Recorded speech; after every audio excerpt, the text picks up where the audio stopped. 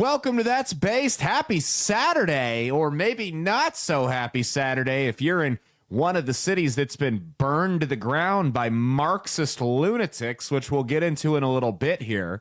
I'm your host, as always, Caleb Salvatore, reporting from somewhere underground. We're laughing our way through the end of days, brought to you by Outlaw Streamers and Blood of Tyrants Wines. If you go to drinkbloodofTyrants.com, you use the promo code BASED, B-A-S-E-D, like the title of the show, you're going to save 10% off your order at the checkout. They have both the red and white wine along with the Liquid Freedom energy drink. Again, that's drinkbloodofTyrants.com with the promo code BASED, B-A-S-E-D, like the title of the show. You're going to save 10% off your order at the checkout. This is a dope brand. The wine is great. We've drank it before. I've tried the energy drinks. Me, I can't have large amounts of caffeine. We've had the energy drinks. It's a quality brand, quality people, and they support the message of this show. Most importantly, one more time, it's drinkbloodofTyrants.com with the promo code BASED, B-A-S-E-D, like the title of the show. It's going to save you 10% off your order at the checkout. Like I said on the Wednesday show, I have got, it's not allergies. This is some type of cold because cold medicine's working. So if I sound nasally or if I have to take a second because I get some post-nasal drip going on, I apologize in advance. Just bear with me. This is a big story we got going on here. It's pretty much going to be the only thing we cover today is the riots going on in L.A.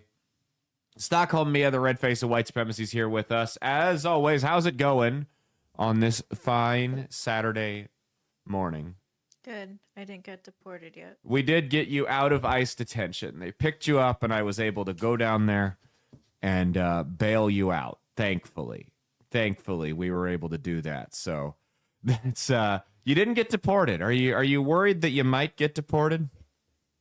Not really. Not really. It doesn't bother you. You don't think that the big black vans are going to drive around and just scoop you up one day? Just walking out downtown, the ICE van's going to see you and go, brown person, and grab you. You don't see that happening to you?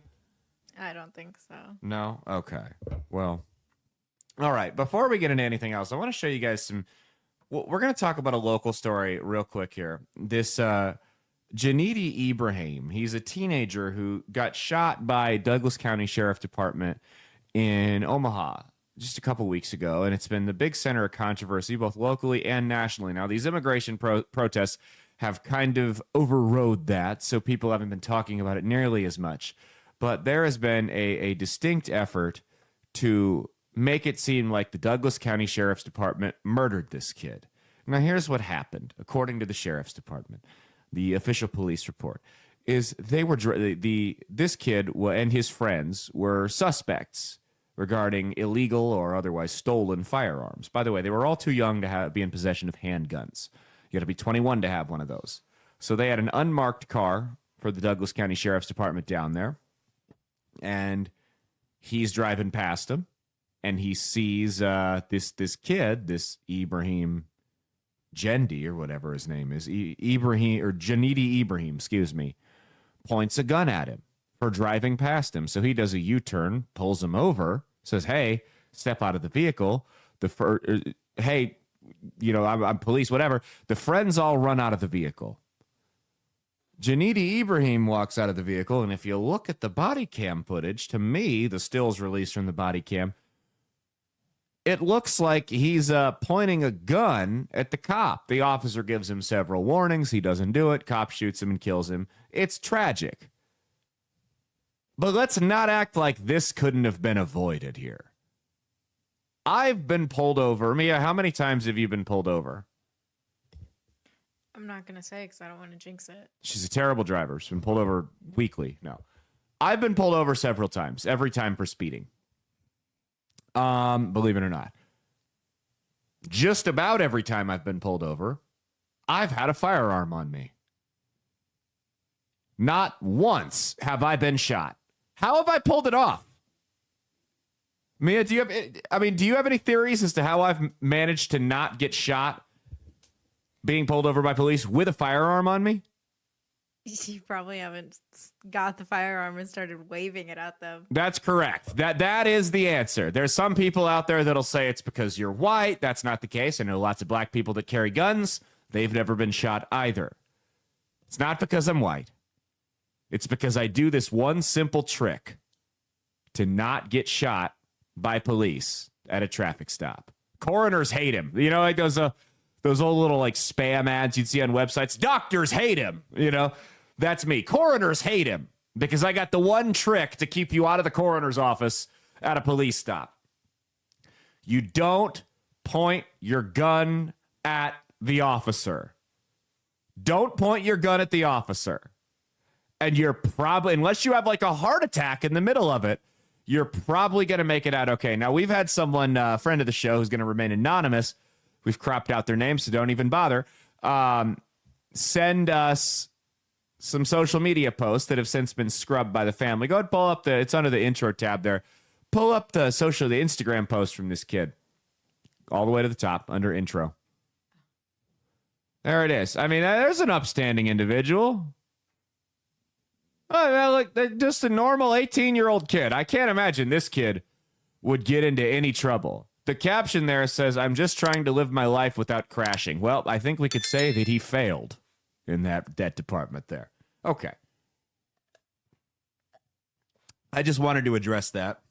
What's going on? Again, this is all still up for interpretation. However, the city of Omaha, the Douglas County attorney, have decided they're not going to press charges on this officer.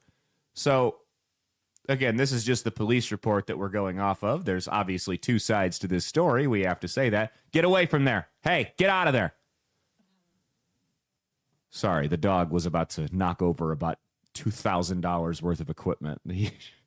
But I just scared the shit out of our entire audience. We're not going to edit that out either. We're just going to roll with that. But like I said, we've got, there's obviously two sides to every story. We're just going off the police, what we've seen in the stills, what we've seen on social media, and what we've seen in the police report. That's all I can say.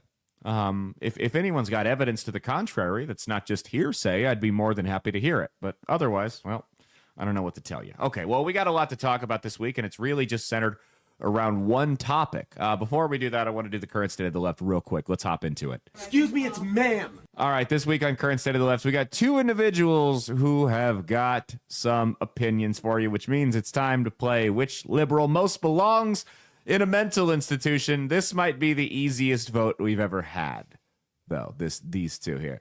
So this first individual here, she's got some opinions on how you should be celebrating the upcoming holiday, and I'm not talking about Juneteenth. Go ahead. If you support Donald Trump, I better not see you wearing red, white, and blue, flying a flag, eating apple pie, or even taking the day off work on the 4th of July.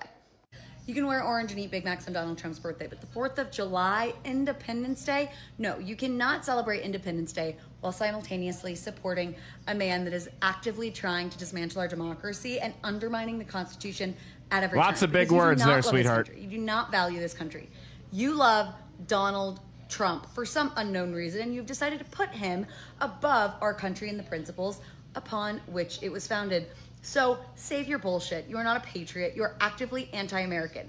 I don't want to see you lighting fireworks, eating hot dogs, anything. That is not. I bet for she you eats a lot of anymore, hot dogs. because you, my friend, are not a patriot. You are not pro-America. You are pro-Donald Trump. And those two things are in direct contradiction. Those of us who actually give a shit about our country, we will celebrate while protesting the man that's trying to destroy it.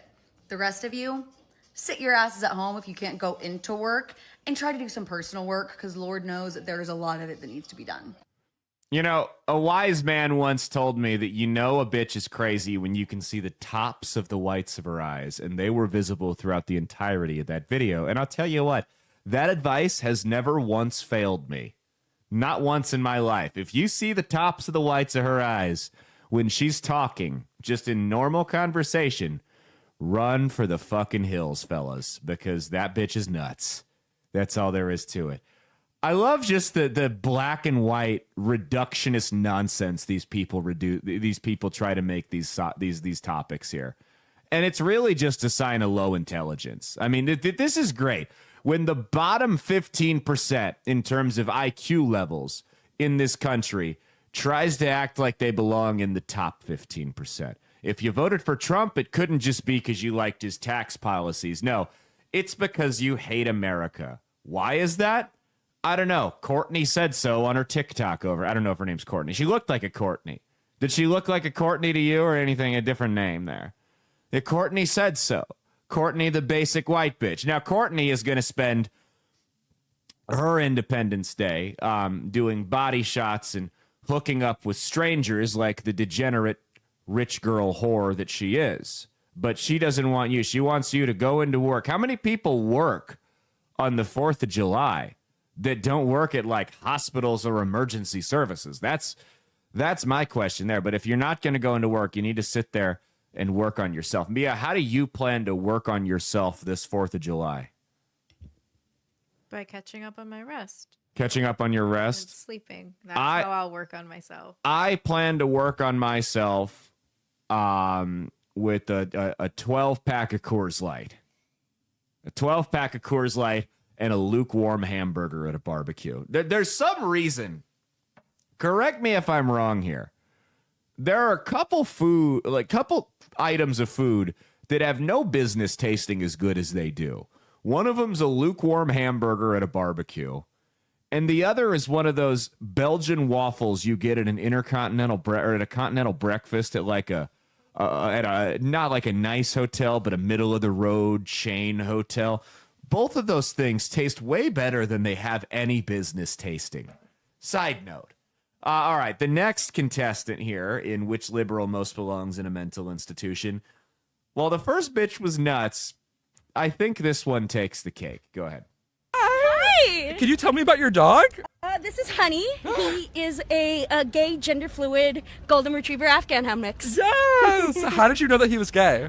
We have another dog named Charlie. He's about 7 years older than Honey, and they are completely inseparable. Well, hi! Happy Pride! Okay, well, that's the gossip. The dog is gay. A queer dog.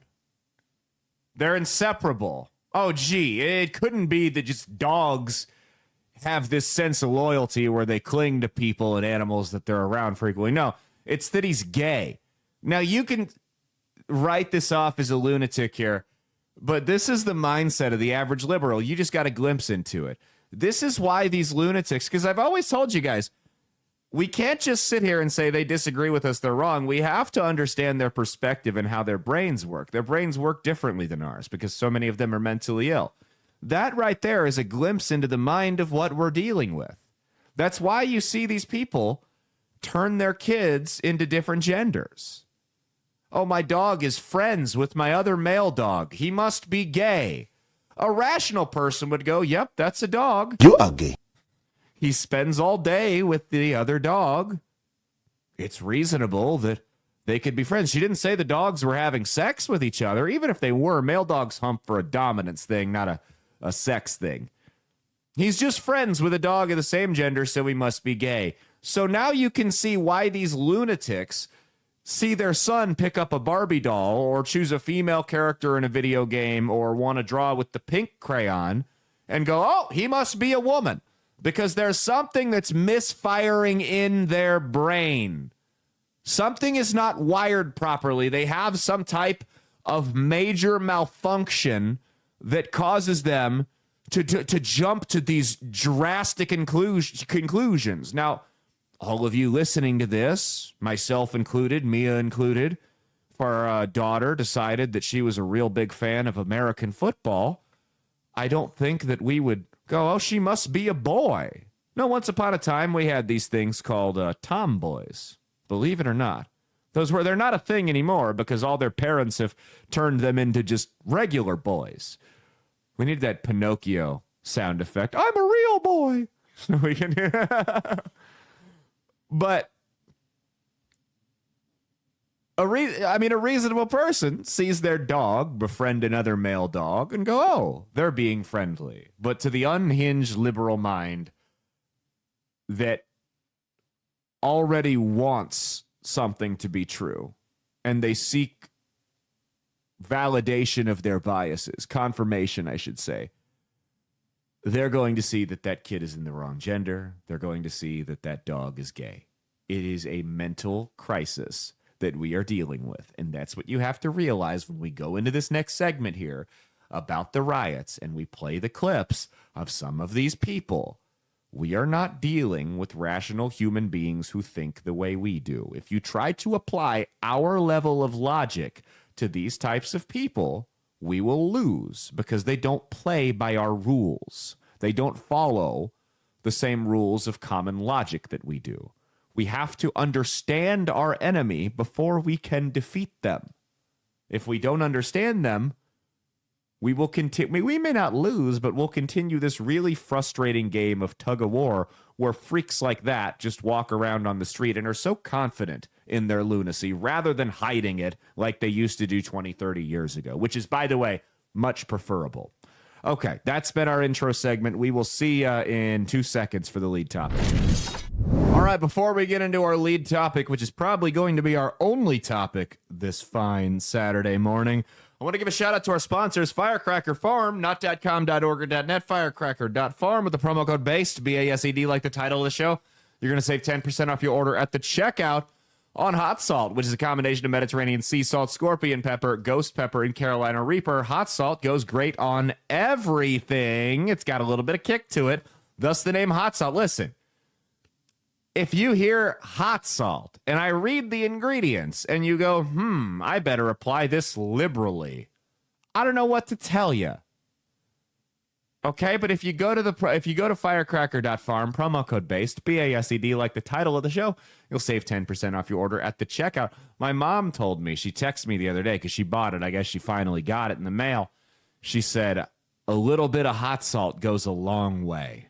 So I'm wondering if my mom was one of those people that just took it and grinded a whole tablespoon onto, one piece of chicken. I'll have to ask her next time I see her. But you can be cool like my mom and go to firecracker.farm and use the promo code BASED, B-A-S-E-D, like the title of the show, to save 10% off your order at the checkout. Remember, it's firecracker.farm, not .com.org or .net. Okay, let's get into our lead topic. Mia's head's going to explode when she sees how many pieces of media we have there. But fortunately for her, this is our only segment that's non-store brand TMZ of the day. Oh, you'll be fine. You'll be fine. Okay, now we're going to go ahead and pull the lead topic up here. Now, we're going to play a lot of clips of some crazy liberals today. But it's important to remember that not every liberal who's supportive of these riots, and that's what they are riots, over in L.A., is a total lunatic. Can you scroll over so I can get my levels on my mic there? Thank you. I figured it would only be fair if we started off by playing one of the more reasonable, not even one of the more, the most reasonable reaction I've seen from the left as far as not just these protests, not just the ICE raids, but Donald Trump's response to the ICE raids. Go ahead and play this.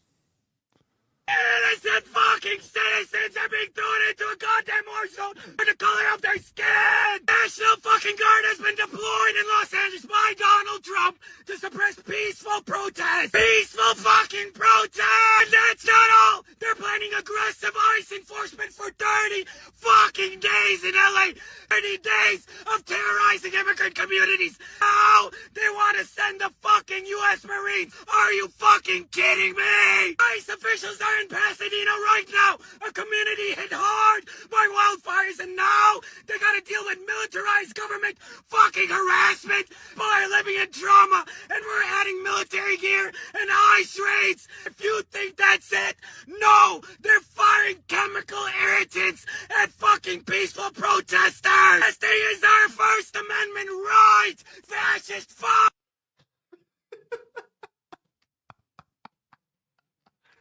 Okay. Over under.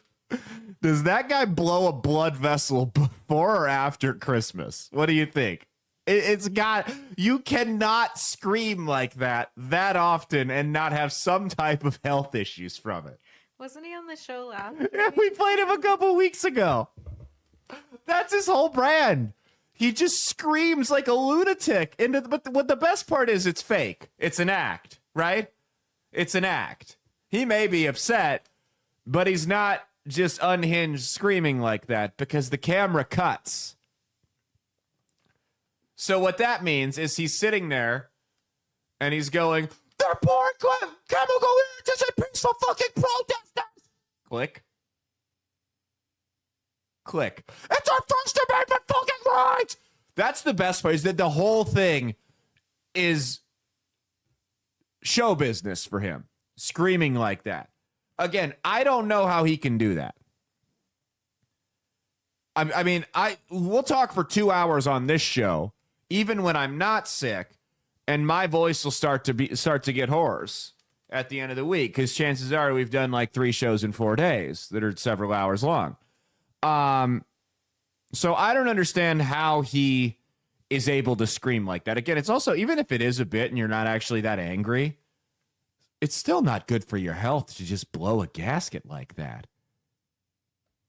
This is a peaceful fucking protest as you're screaming like a... Surely you see the irony in that statement, right? Surely you see how maybe the average person that's on the fence on this issue might see you screaming like a banshee on behalf of this protest and say, maybe that's not the type of person I want to get in bed with. I don't know. Well, the liberals are melting down all over the place. Go ahead, check this video out here. Lots of sane people on the show today, guys. You sorry cock-sucking sons of a bitches that think that you're just gonna go and fucking arrest a bunch of protesters because they're out there doing something you're too afraid to fucking do. They're out there fighting for our freedom, and they're out there fighting for our right for free speech. Septum Because ring. fuck you, all 2,000 of you fucking National Guardsmen, you brave-ass fucking soldiers. You think you're gonna march in those streets and tell those people to shut the fuck up? That is what you decided to fight for. You chose to defend us against all enemies, foreign and domestic, and you fucking failed. And that's why they're out there on those streets. So who the fuck are you to tell them to shut the fuck up? Why don't you grow a pair, take off your mask, and tell me your fucking name? Because my name is Alex, and I say fuck you! Theater kids. Theater kids. Don't you love how the people that were telling us we were trying to kill grandma if we didn't put a mask on are now screaming, take your fucking mask off? I love how the tables have turned on that one there. She says they're out fighting for our freedom. Okay. They're out breaking up peaceful... Again, they're not... Again, this is a fundamental misunderstanding, and you got to get inside the minds of liberals. They're getting fed this bullshit. They've been programmed for so long to not believe their lying eyes by the mainstream media that when they see these videos that we're going to show you a little bit later on in the show of people throwing bricks at police cars, of people setting buildings on fire, of people getting assaulted and beaten, when they see those videos, they just discard them. There's something in their brain. It's like how your email has, like if you have certain keywords in an email, you can set it up so it goes to a folder and you never have to look at it, or if it comes from a certain account. That's what their brain does with information that is contrary to the narrative. It doesn't address it. It doesn't try to counter it. It simply doesn't acknowledge that that information or evidence exists. So this is what we're dealing with. So in their mind, there is no violence at these protests. You've just got people that are out there peacefully protesting, and she wants to, and the National Guard's just going out there to rough them up. That's it. Play that one more time. She said something I wanted to catch. Go ahead. You sorry cock-sucking sons of a bitches that think that you're just gonna go and fucking arrest a bunch of protesters because they're out there doing something you're too afraid to fucking do. They're out there fighting for our freedom, and they're out there fighting for our right for free speech, cause fuck you! All 2,000 of you fucking National Guardsmen, you brave-ass fucking soldiers, you think you're gonna march in those streets and tell those people to shut the fuck up? That is what you decided to fight for. You chose to defend us against all enemies, foreign and domestic, and you That's the one I was looking for. Okay, go ahead. That's why they're out there. You chose to defend us against all enemies, foreign and domestic, and you fucking failed. No. They're doing what they swore an oath to do. They're going out there, and they're defending us from enemies, both foreign and domestic, illegal citizens and people who are either born here or migrated here legally that are a direct threat to our community. That's what they do. And she wants to sit here and call other people pussies and, brave in air quotes in a mocking tone. How brave is it to record a video from your car? You're screaming from your car. How brave is that? We got another meltdown video here. Here's another fun one. Go ahead. Don't come on my page and say that people should be in this She's a country looker. legally. Don't fucking do it. This is ridiculous. It's inhumane. You are a human being, and don't you dare use Jesus' name or God's name in this and say that this is what he would want and pretend to be a Christian, because you're not. This is pure evil. You are scum of the earth. These are people. These are mothers. These are fathers. These are human beings. And all you care about is where they are geographically. Shame on you. Do better. Be better. So that's a fun one to bring up because I'm seeing. It's pure evil! I was waiting for that. I'm seeing a lot of people bring up the religious argument to defend illegal migration, and it's bullshit. There's a lot of people, most of whom are not Christians, that despise the Bible and everything it stands for, that are trying to throw that in people's faces to justify illegal immigration. Now, the verse they're referring to is in Leviticus, which mentions if a foreigner is among you, take care of him, don't treat him poorly. However, Leviticus, for those of you that aren't illiterate retards, Leviticus is in the Old Testament. The Old Testament and Leviticus specifically laid out rules for the people of Israel before the birth of Jesus Christ. The New Testament, which is the time frame that we're living in, says those rules don't apply to us. If you guys really want to start applying the rules of Leviticus to modern day society, we can do that. But Leviticus also contains things like you shouldn't eat shellfish. You can't get tattoos. Oh, and it calls homosexuality an, and I quote, abomination, end quote. So if you want to, we're not just going to pick and choose verses from Leviticus that we do and don't want to enforce. If you're going to say Leviticus is gospel and should affect our laws, we got to do the whole thing. We got to do the whole thing. Those of you thoughts out there that cheated on your boyfriend, guess what? Guess you get a stoning. How far do you want to take this? The religious argument's bullshit as well. Don't throw Christianity in my face when you despise the religion. Christianity, first off, there's multiple parts of the Bible that absolutely pick that apart. The first one being Romans 13, which says, let every person be subject to the governing authorities, for there is no authority except from God. So it straight up says, follow the laws of the land you're in. They'll mention how Jesus was an illegal immigrant, which is also bullshit. Jesus' family, the Holy Family, did not illegally migrate anywhere. Everywhere they went was within the borders of the Roman Empire. They weren't going to sovereign countries. It all fell under the same rule. Acts 17:26, he marked out their appointed times in history and the boundaries of their lands. In other words, God made borders. Why would God make borders unless he wanted us to enforce the rules and make it so people couldn't cross those borders unless we verified who the hell they are? Also, there's this. Helping people break the law is not loving thy neighbor. Helping these people, encouraging these people to come over here where they're exploited in more ways than one, and they work for poverty wages, they get no benefits, and they get treated like absolute shit. In the children's cases and women, many of them get sexually abused. That's not loving. Helping your neighbor commit crimes is not loving thy neighbor. It's not. Love thy neighbor means don't treat them like shit, right? So no, we shouldn't be, you shouldn't like throw piss on the illegal immigrants that are here. But there are consequences to breaking the law, the laws that are mentioned in Romans 13. It's not mistreating someone if they come here and they murder somebody and we lock them up because they broke the law, and there is a consequence to breaking that law. That's all there is to it. This is what people don't understand. I'm not going to say everybody. For the most part, I don't take pleasure in seeing, none of us, I shouldn't say none of us, but for the most part, we don't take pleasure in seeing these people get drug out of their works. We don't. We don't like to see that. It makes us uncomfortable, but we understand in a pragmatic society that this is the way it has to be. I said it on the Wednesday show. I'll say it again. If you broke the law the law has to be enforced. Otherwise, it's not a real law.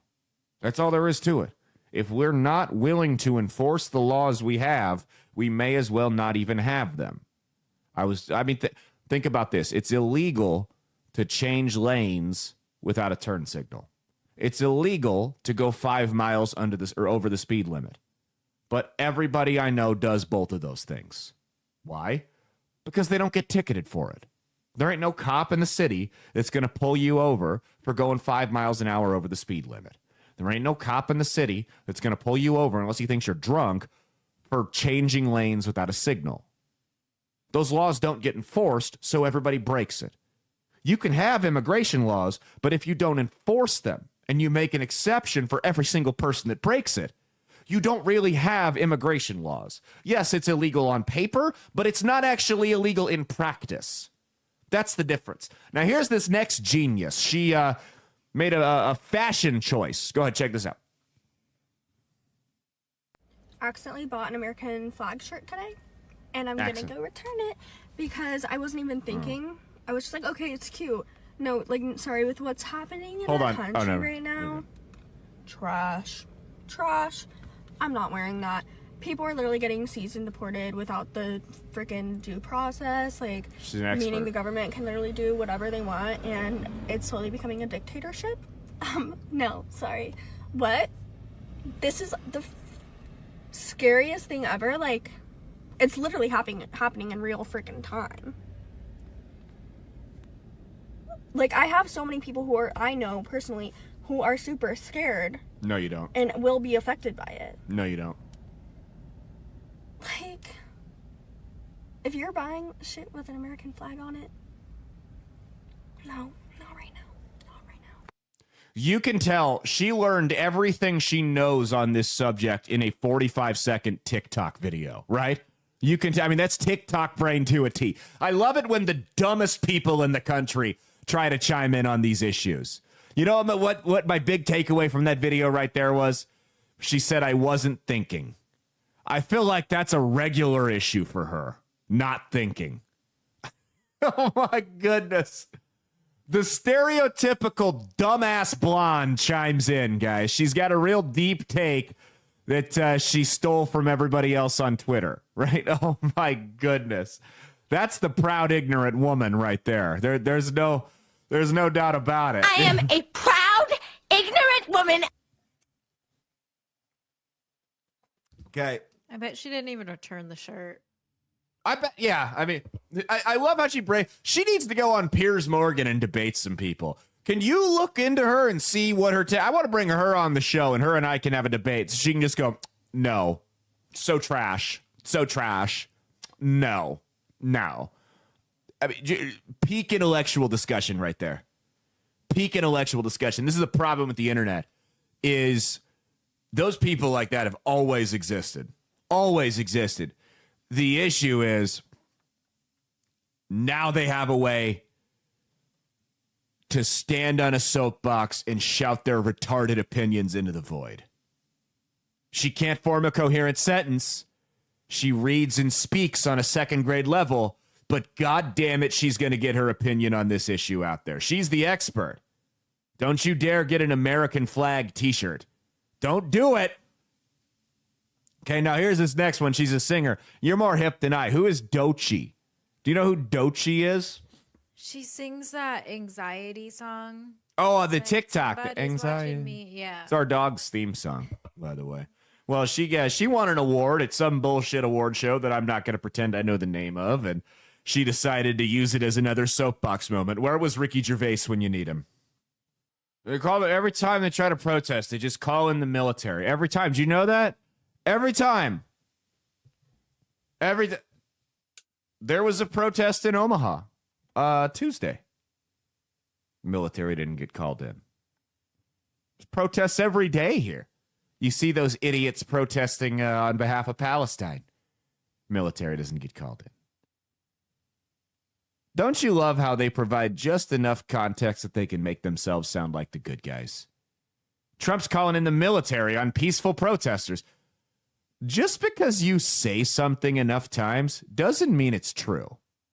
And we saw this. This got leaked as part of the Twitter files with the Biden administration.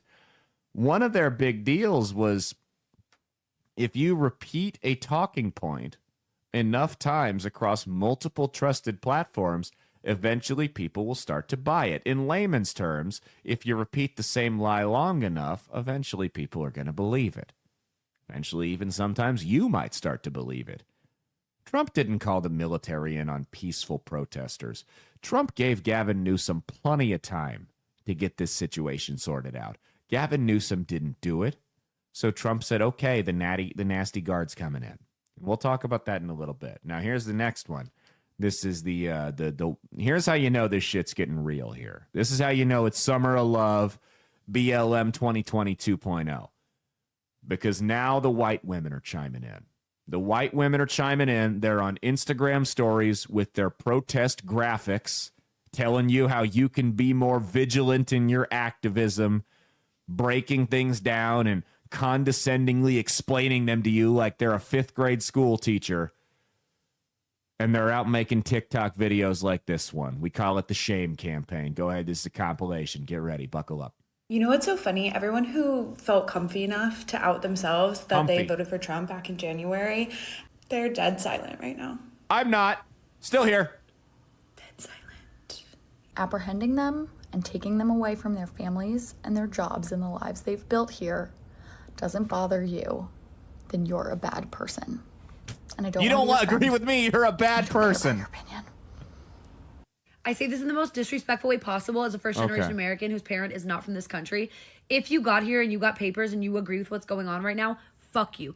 If you are a resident of Los Angeles, California, and you have a large platform on this app on the internet, and you have decided, you have made the conscious choice to not speak Here comes the out lecture.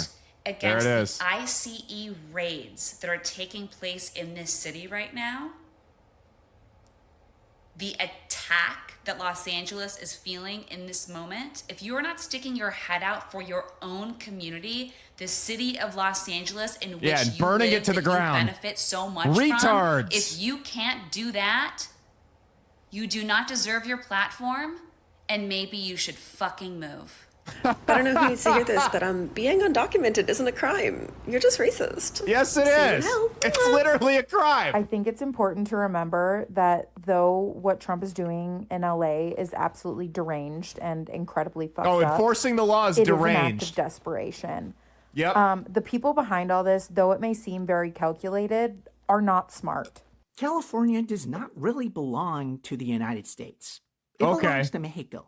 And No, we it doesn't. Stole it from them in 1850. This guy benches People 45 would not pounds. have to be protesting if what was going on in this country was even a little bit normal. Instead of thinking Hold on, about pause what's this real going quick. on. Pause this. That's the problem, is that for the longest time, specifically over the last 4 years, enforcing the laws was not normal. That's exactly the problem. People are so used to crime and people being able to skirt past the law that this isn't normal. And now we have to take drastic measures because of how bad it's gotten. Had Biden not left the border wide the fuck open for 4 years, this wouldn't have happened. They wouldn't have had to do this. You would have seen, like I said, if Trump would have won in 2020, you would have seen modest policy gains and a pretty steady flow.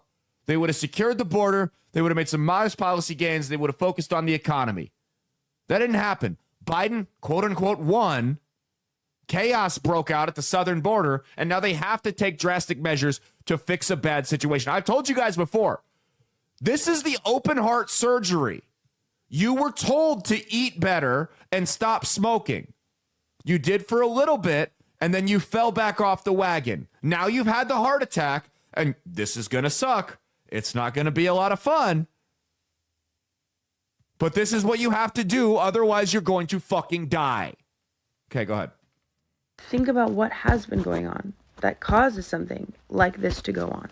Yeah, I would do absolutely anything for my daughter, and that includes going to a different country to give her a better life. Great, and go, being leave. Undocumented is not a criminal offense. It's a civil one. It is a And criminal if you've offense. ever jaywalked, congratulations, because you've also committed a civil offense. And you're so worried Also about criminals criminal being in offense. this country, yet you voted for one to run it. Oh my One God. of those moments where silence feels People really are fucking so loud and because so what do you wrong. mean you're not absolutely horrified by what's happening right now? If you are not absolutely horrified by what's going on right now, your delusion. I've seen videos Delusion. of children being separated from their Pause families it. and families. I love the people who think you can be whatever gender you feel like you are when you wake up in the morning, preaching to me about so-called delusion. Okay. Being pulled apart and people crying doesn't elicit any amount of empathy from you. I'm so sorry, but you might be the problem. Empathy and kindness are some of the most powerful things that we have. Everyone you see on here is a person with a story just like you. I could never and will never be friends with a Trump supporter. And I hate when people act like that statement is like a crazy thing to say. Personally, I like to share similar morals and values with the people I surround myself with. Like butchering and at this kids. point, it's moved. It's always been like this, honestly. It's not even political, it's a human rights issue. Influencer and content creators, if you can't even reshare something, we see you. Speak the fuck up. You should not deserve a platform if you can't even reshare. We see you. I say this with the most disrespect possible, but if you reap the benefits of Los Angeles and you're not willing to protect and respect the individuals who are the beating heart of Los Angeles, then leave this city. Because there are plenty of other states and plenty of other cities that will take you and your inhumane worldview, but it's not here. No, Los Angeles will just take homeless drug addicts that masturbate in hotel lobbies. That's not you and your inhumane worldviews, though. My favorite part of that is the pressure on influencers and creators to get out and speak up and use their platforms. Did they not learn? Are they incapable of learning from their past mistakes? That's a rhetorical question because we all know the answer to it. The loud influencers and celebrities and creators that were using their platform that prior to the 2024 election had no connection to politics whatsoever is part of the reason you lost, because those people are disconnected, they're out of touch, and no one relates to them. Why do we care? Why does there... And this is the thing, and this is the shame campaign. These people, I think some of them understand, at least the ones pulling the strings do, these creators are not going to make a difference in swaying public opinion. Like, it's not like some guy is going to be a big fan of deportations or maybe even somewhat supportive of them. But then all of a sudden, what's that golden retriever channel you watch, Teddy? A guy in a golden? All of a sudden, the guy in the golden comes out against it. He's like, whoa, I never thought of it that way. Oh, let's see what AJ and Big Justice have to say on this. Oh, you know Big AJ's a big fan of the deportations, right? He's got to be. I just imagine he's sitting outside some of these packing houses going, boo! That's how they decide who stays in the country. They're checking your paperwork, and they bring AJ and Big Justice in, and AJ's like, does your citizenship get the boom or the doom? And that's how they decide. They run it through. If it's valid, you get the boom. If it's invalid, you get the doom, and they ship you off to Guantanamo Bay or whatever the case may be there. But this is how they're not worried about, this is BLM all over again. Do you remember the black squares on Instagram, Mia, where everyone was pressured? I never did it, but everyone was pressured. Actually, no. At first, everyone was getting pressured to post a black square on their Instagram or make it their Facebook profile picture or whatever.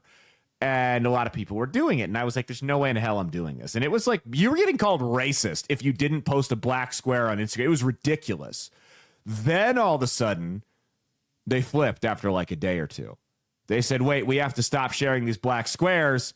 The police are, and the Trump administration are encouraging people, this is them, like a covert operation, encouraging people to share these to black out information. And then I shared one, and then I got called a racist because I was doing. So it was a good time.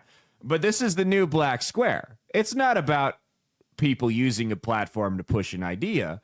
It's just about falling in line, because when you're in a cult, the only thing that matters is if people fall in line with you. You don't care if they actually agree.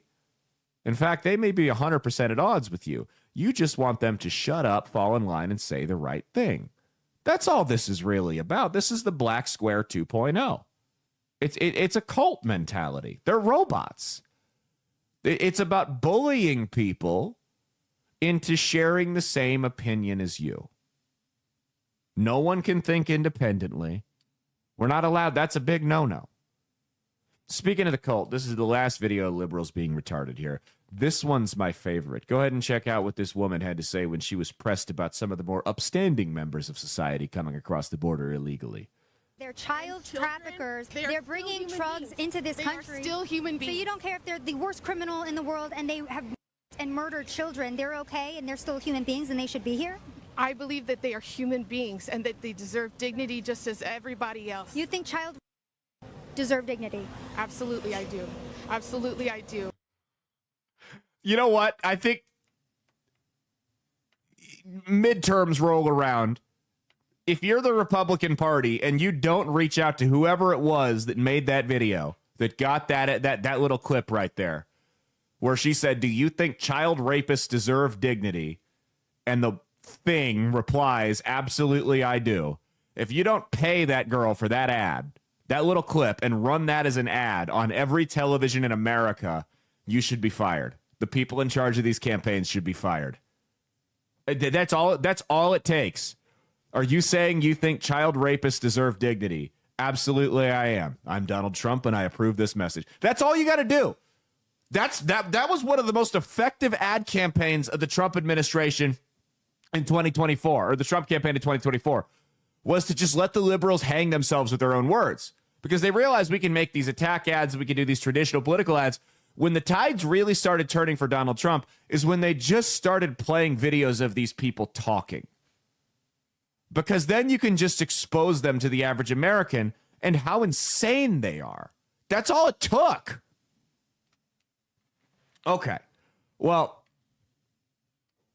like I said, the peaceful protesting, gaslighting has just been out of control. They've been calling these peaceful protests. Check out this reporter here. Here's what she had to say about the peaceful protests down there.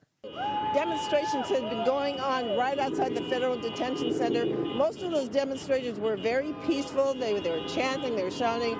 People were driving by, honking their horns.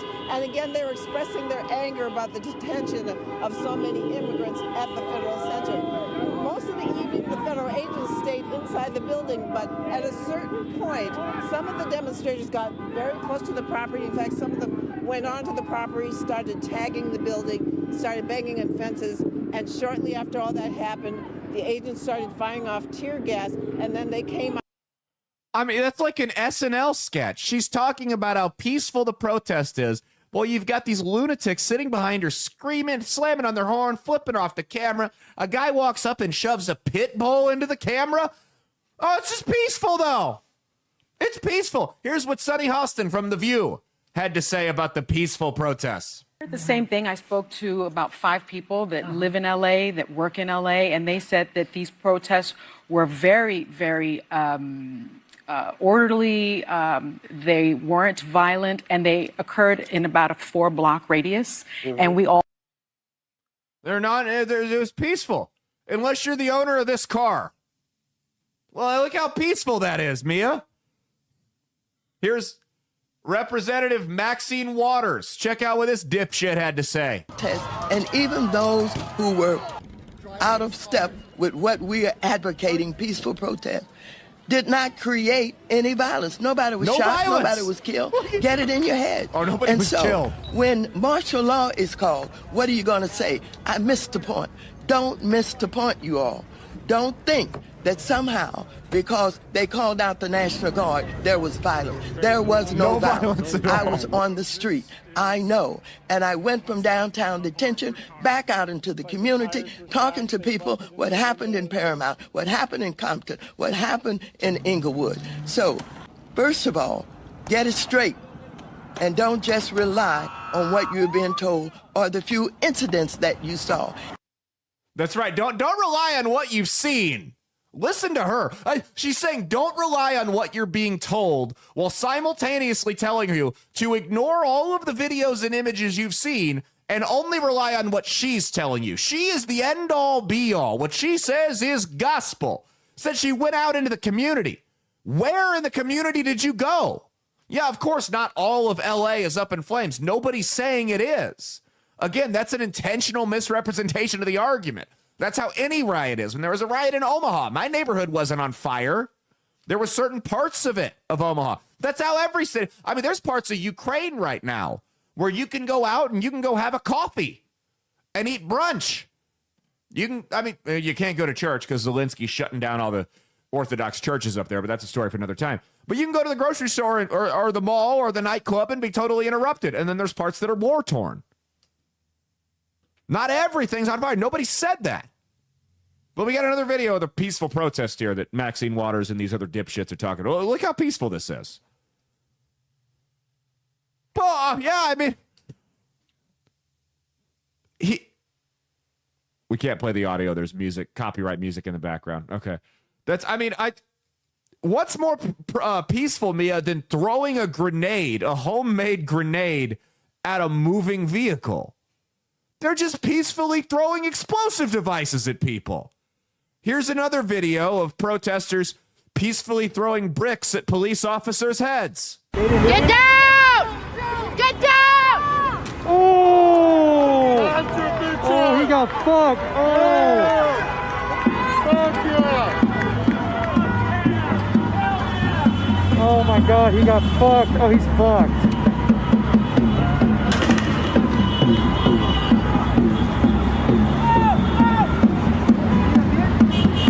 Gotcha, bitch!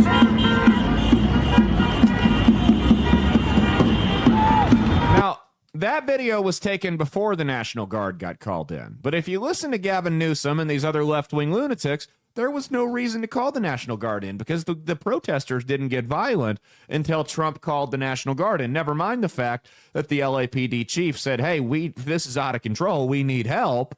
And Gavin Newsom left him out to dry. Here's some more peaceful fires right here.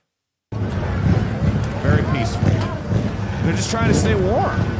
That's why they set those cars on fire. That's all.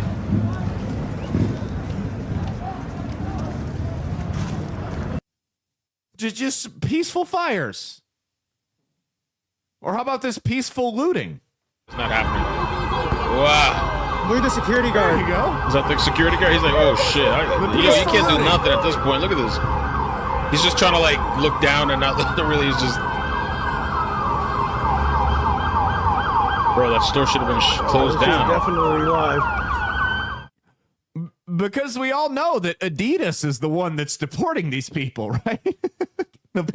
They're taking their problems straight to the source at Starbucks and Jiffy Lube. Or how about this? Pull the next one up. How about the peaceful? It's just an image. The peaceful defacing of Kobe Bryant and his dead daughter's mural. This is peaceful, respectful. They're just, I mean, it's the language of the unheard, right, guys? You fucking idiots. They're going to turn California red doing this shit. If California Republicans, if there's anyone to the right of Stalin in California right now with a fucking spine, now is the time. Strike while the iron's hot. Because, yeah, well, they've had to deal with some of the effects of liberal bullshit. A lot of these folks have really been able to hide from it. They've been able to shelter themselves from it. Now it's in their backyard. They can't ignore it anymore because it's too widespread.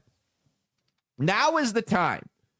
Because what they've done with these so-called peaceful protests, with all the videos we've just showed you, and guess what? There's hundreds more on Twitter, and there will be hundreds more by the time this airs. You can find more on YouTube, Instagram, TikTok. It's all Facebook. It's all over the internet. What they've done here is they have given the Republican Party essentially a sizzle reel for the 2026 midterms. If you don't know what a sizzle reel is, it's when you're pitching a show to a network. You send them a sizzle reel and you say, hey, this is what our show is going to be about. And it's a lot of the key moments, and they decide if they want to take the show or not. This is a sizzle reel for the Republicans in the 2026 midterm here. All they have to do is play these videos. They could play these videos of people burning cities to the ground in the name of a left-wing cause, and they can play the videos of people saying things like child rapists deserve human dignity. That's all you got to do. Here's the rope. Go ahead and hang yourselves politically. As we know, if we tell blue-haired people to hang themselves, enough of them will probably fucking do it. We're not being literal, okay? Now, we've also got reports of pallets of bricks just being randomly dropped around the area, which makes sense because a lot of these protests are funded. These things don't pop up sporadically. These are organized. There's people with Soros connections, the CCP. I mean, there's a lot of influences. And there's these outside agitators. They're not even from the state. They travel from state to state to state to state. They're all on the payroll. They go there. And what they do is they go up and they stir up shit. They start shit with the police. And the LAPD police chief was out there saying this the other day. He said it was a peaceful protest until these known agitators showed up and they started stirring the shit. And that's what they do is they specialize in guerrilla warfare and they go after the police officers and they start shit. Because that's what the Marxists are trying to do. It's the Cloward-Piven strategy where you overwhelm the institutions, burn the country to the ground, and then rebuild your Marxist ideal. That's what you're watching here. That's where this money comes from. And unfortunately, it's not easy to track this.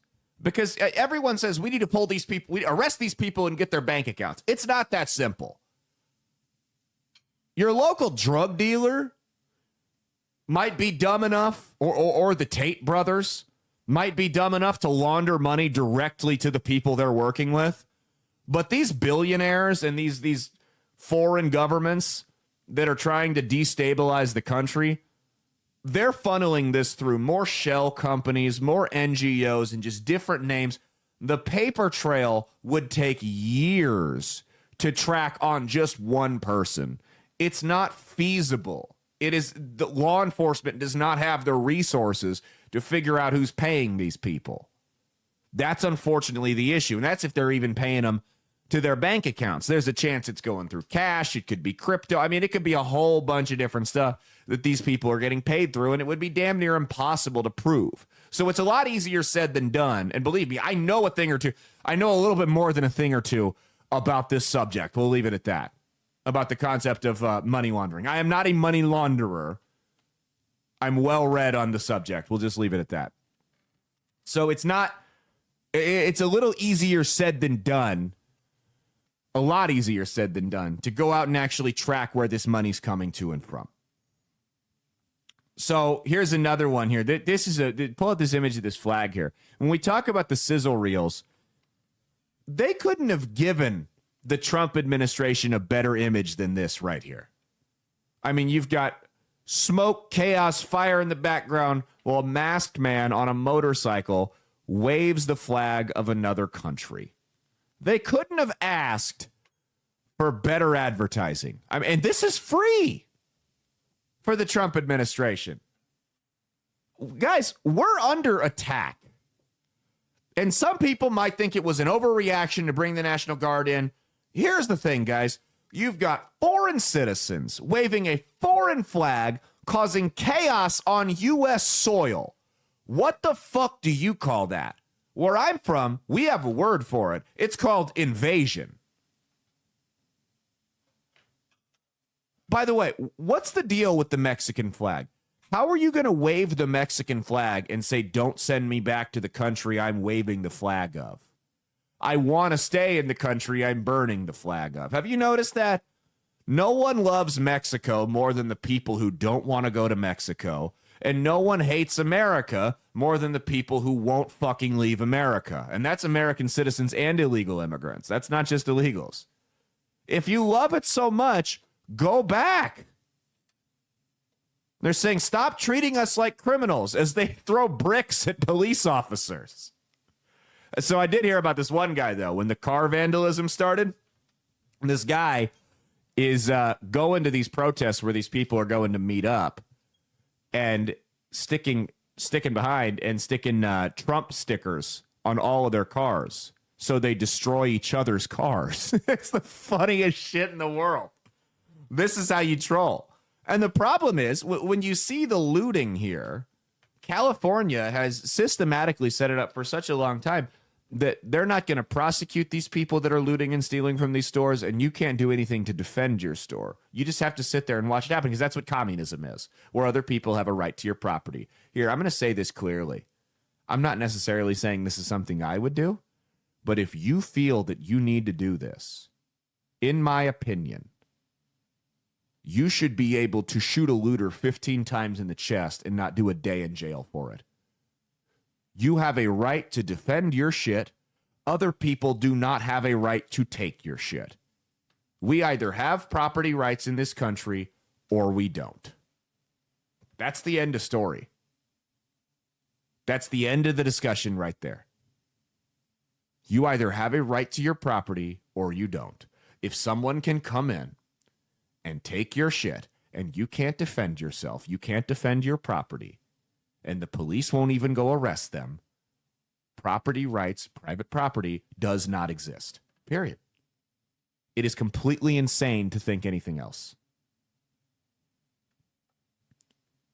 This is institutionalized chaos. This has been systematically set up over time intentionally. This is the controlled demolition of a society that you're watching in real time. This is the end game of it right here. These aren't sporadic, spur of the moment protests. These are calculated, these are planned, and these are people taking advantage of the situation that have been waiting to pounce for a long time. Here's an image from the No Kings protests that are coming up this today when this airs. It's the Walmart one. Funded by a member of the Walton family. An ad in the New York Times. She took it out to let everyone know. Mobilize on June 14th. Today could get a little sketchy, guys. Today might get a little bit sketchy. This is my favorite image, though. Look at this one. This guy's out protesting with an ankle bracelet on.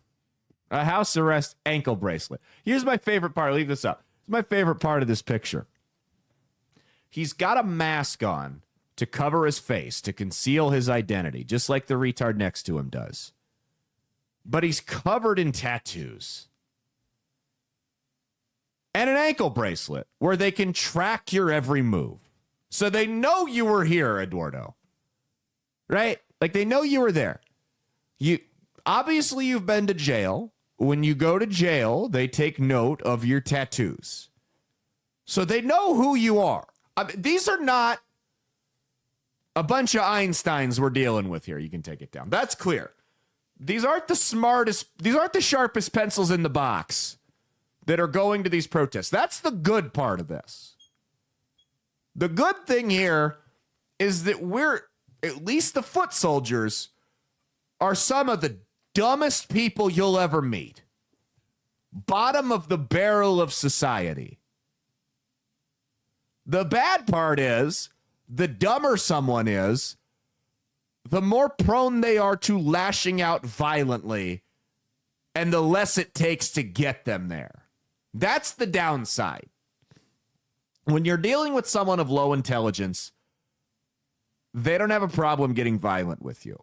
And that's the other downside of this is, I've told you guys for a long time, civil war won't happen in this country as long as people have something to lose. The issue right now is when you look at the losers that are at these protests, these left-wing nutcases, these people are, in a lot of cases, they're either single or they're in one of those freak show, degenerate, scourge polycule situations. I don't even want to get into it. They have a one-bedroom apartment or they live with their parents. They're in their early 20s. Some of them are older and they're just fuck-ups. They have a shitty dead-end job. They're not going anywhere in life. The problem right now is we all have a whole lot more to lose than they do. they're willing to get violent a lot quicker with us than we are with them. If you like the average guy listening to this show right now, if he goes down to a counter protest to stand up against these idiots and shit gets hairy and he winds up decking somebody in the mouth and going to jail, well, he's got a job he's got to go to Monday morning. How crazy are they going to be about their employee going viral on TikTok over the weekend? How crazy are they going to be about him missing work because he's in jail on a felony charge or having to go to court for it? That's the problem here. The people with less to lose are the most dangerous ones. And they're far more likely to go to commit acts of violence. Because what happens if they go to jail? So what? You spend a week in jail, Soros pays your bail, because that's what happens is these left-wing, it's not even a conspiracy theory. These left-wing organizations pop up and they bail these people out of prison. And they'll pay for their legal defense. And it's legitimate funds. They pay for these people, specifically these paid agitators. Hey, we'll give you X amount of money to go stir up chaos in LA or Portland or Kansas City or wherever for the weekend, and then we'll pay your bail, we'll pay for your defense, we'll pay your fines you get, and then you'll be on to the next city and you can cause chaos there. It's a legitimate business at this point. It's Protest Inc.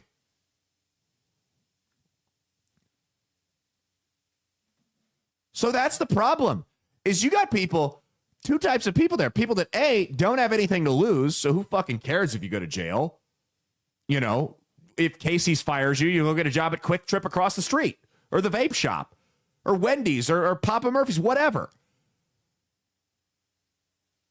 Mom will go feed your cat while you're in the big house for a couple days, change the litter box, and you're good. You guys listening to this go to jail. Your kids are asking, where is daddy all weekend? You got a career in an industry where your name will likely be blackballed as the guy who got fired for getting into fights and going viral on YouTube. So we're between a rock and a hard place here, because these people can come at us and we really can't come at them the same way. Here's my favorite one. It really sums up the white liberal attitude on this whole thing. Go ahead, play this video here. I know, and these people are having their children taken and their parents. What about my kids? Look at this. That's what happens to my kids. I can't help you. This is what I can't help you. Get the fuck out of the way. How is this a peaceful protest if there's nothing to lose? No, it's not. How do you all as white people feel about stopping a black woman from going to work? Oh no, not work. I care so much. So you don't care about stopping black people from going to work? Look at this line that you guys are causing. I'm not causing no problems. I'm not trying to. We're just trying to leave.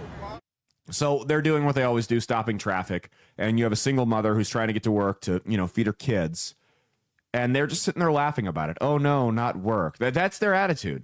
They don't care. Mia, have you ever seen a more punchable face than that faggot in that video right there? Oh, he looks so annoying. I'm not a violent person. It takes a lot to get me anymore to want to hit somebody. I genuinely, sitting here, that smug look on his face while he potentially cost this woman her job. I've never wanted to break someone's fucking neck with my bare hands more. I'm dead serious. If I were there, I'd probably be in jail with that look on his face. God forbid he's doing it to me. Here's the reality. There's this thing in all 50 states in DC. It's a law against a crime called false imprisonment. When you impede someone's movement and you don't allow them to get where they need to go, you don't allow them to get around you, to get away from you, you've committed a crime, a violent crime. If you are falsely imprisoning someone, you are not protesting peacefully. And what we need is a national law from Congress, not state by state, because California will never let this happen, that says, you know what? You want to protest in the middle of the road? Go right the fuck ahead. But we're going to do two things. Number one, if somebody runs you the fuck over, they're not going to jail. Number two, we're going to give them civil immunity so you can't even sue them or their insurance company when they run you the fuck over. We'll call it the Play Stupid Games, Win Stupid Prizes Act. I think that's a fair compromise. The left always wants to compromise on everything. There you go. You can block the road. When you get hit by somebody going 40 miles an hour and you crack your skull open on the pavement, we know not many brains are going to spill out of there, but your blood spills out and what's left of your brain falls out. That person's not going to do a minute in jail for it because you fucking get what you deserve. This really summarizes the left's response to this. This is Patrick Bet-David on Fox. I think he had a great take on this. You guys should listen to it. I could come on here and just parrot it, but that wouldn't be fair. I don't want to steal other people's opinions. Patrick Bet-David, like we said, this is Cloward Piven. This is organized. This is not sporadic chaos, right?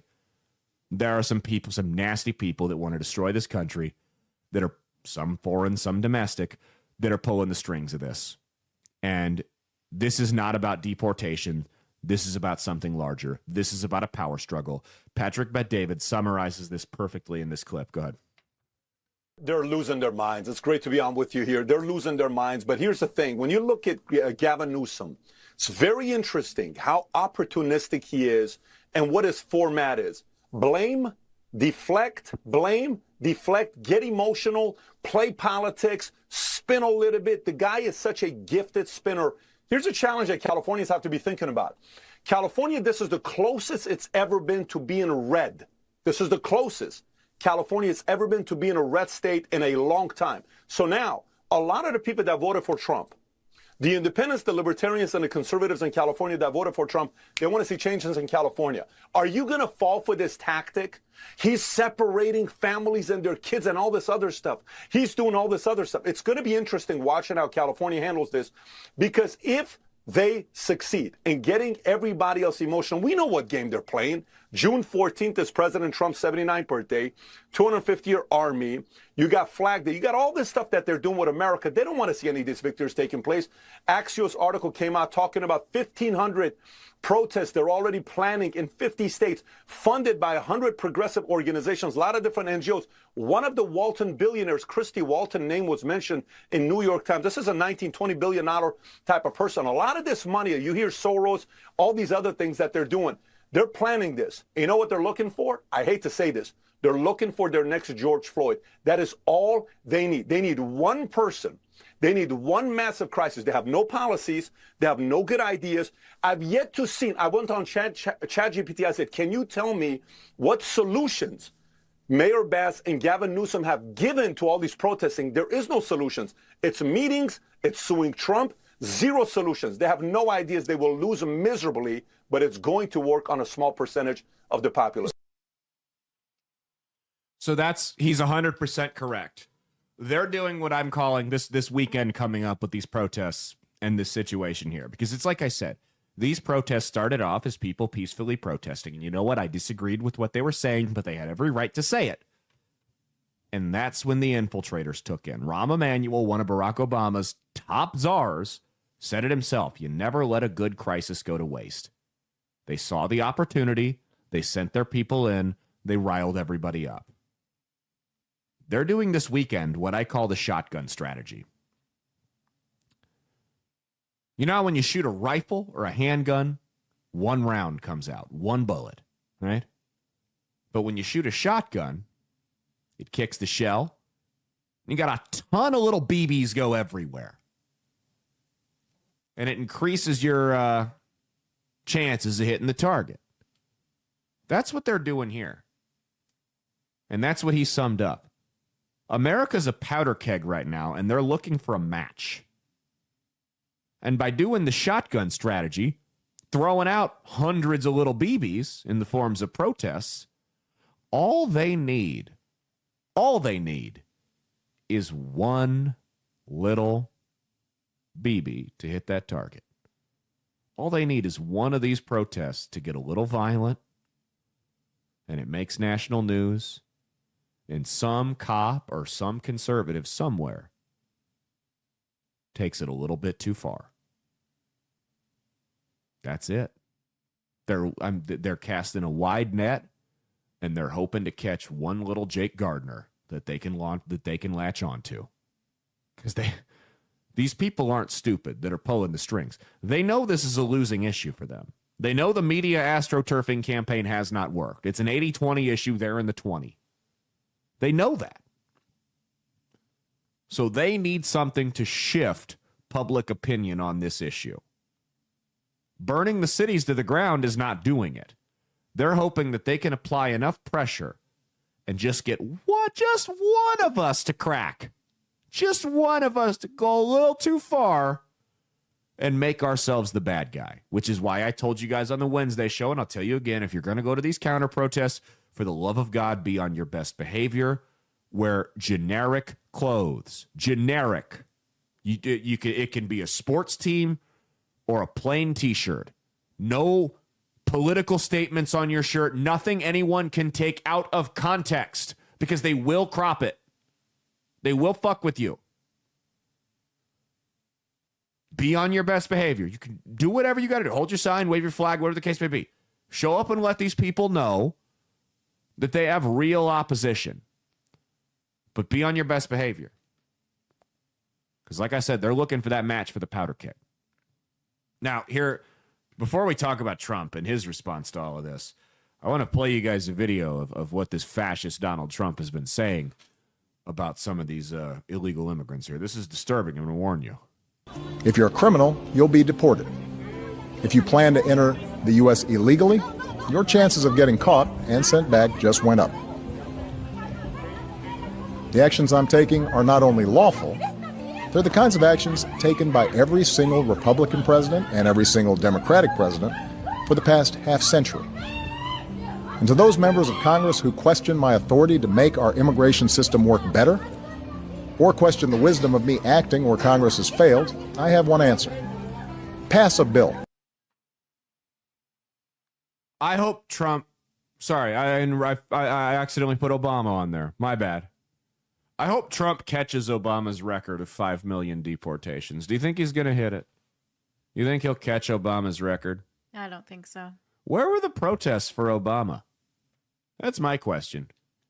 Why did no one protest Obama when he was deporting people at a far higher rate than Donald Trump? I mean, I'm sure there were protests, but why did no one burn any cities to the ground? Why were no bricks thrown at police officers? Why was it chill? Because it tells you everything you need to know. This isn't about immigration. They've chosen immigration as the issue to divide us. They've chosen immigration as the match to light the powder keg. They've said, all right, we're going to take this issue that we normally don't care. I mean, don't you think if these billionaires like Soros and all these NGOs that were funding these deportations, if they really cared about the deportations and about the illegal immigrants, don't you think when Obama was doing it at 3 times the rate of Donald Trump, you would have seen just as many, if not more, protests? Wouldn't a logical person be able to think that? These people didn't just come around. They've been here for a long time. Why weren't they funding them back then? Because their guy was in office. An establishment hack was in office. They didn't need to. They had the control. They'd rather focus on other issues. They'd rather discredit other groups. But now that Donald Trump's in office, they've decided to make something that's happened under every president seem like it's brand new. And unfortunately, a lot of the country, if they tell you that this is a new issue, or they tell you it's bad and they haven't told you it was bad up until now, you're not going to start paying attention to it until you're told about it. And that's what you're seeing here. Now, here's the problem. And it's like I said, Trump is very much ripping the bandage off. That's what a lot of the first couple months of his presidency's been. And it's an unfortunate reality that things were screwed up so badly over the last 4 years that this is what has to happen. This is the shock therapy. It's the open heart surgery. This is the ask forgiveness before permission administration. Now, here's what I'll say. They're talking about sending in the Marines. I agreed with sending in the National Guard. I don't know about the Marines. I feel like you're pouring gasoline on the fire by even bringing the Marines up. I don't know if I would go that far yet. You start seeing gunfire and stuff like that, okay, that might be the time. But I don't know if it's time to bring the Marines in just quite yet. Now, play this video from Trump on CNN about the Insurrection Act. What does your intel tell you about these people causing all the problems in LA? Are they people ICE is trying to deport, or are they professional agitators? The people that are causing the problem are professional agitators. They're insurrectionists. They're bad people. They should be in jail. Thank you.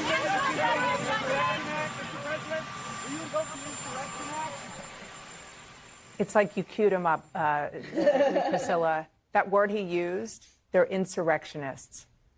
That I can't imagine that was an accident. Okay, that's enough. Because it seems... So we talked about this in over the last couple of years when they use the word insurrection. Politicians, whether they're on the right or the left, use the word insurrection very, very specifically. There's a reason why they do it. Now, when Biden was doing it to Trump, it was to make it so he couldn't run for president again because anyone who's committed insurrection against the United States would be banned. Donald Trump does it, insurrection. He's not saying they're committing treason.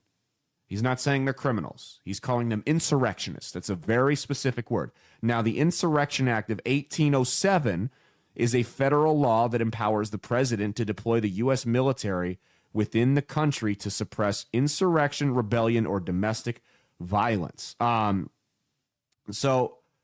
unlawful combinations or conspiracies, along with obstruction of law that local or state authorities cannot or will not handle. You could fit about 3 or 4 of those into this category. Now, why it's significant here is because it suspends posse comitatus. Posse comitatus states that the U.S. military cannot act as domestic law enforcement. That has to be police officers, sheriffs, FBI, you name it. The military is specifically for foreign conflicts. When posse comitatus is suspended to crush an uprising, that's off the table. That means you have armed U.S. troops in the streets. Again, I don't think it's that point yet. I don't think we're there yet. And if you look, the last couple of days, California, it's slowly started to teeter down because what Trump's been doing is working because Newsom refused to do it, so Trump stepped in. And that's the big difference here. So we'll see where it goes, but it appears to be dying down. All of that could change this weekend. This weekend could get really, really sketchy. Also, I'm seeing people bitch about, the National Guard for a riot. Like, it's unprecedented. Bringing in the National Guard for a riot is not unprecedented. Tim Walz did it.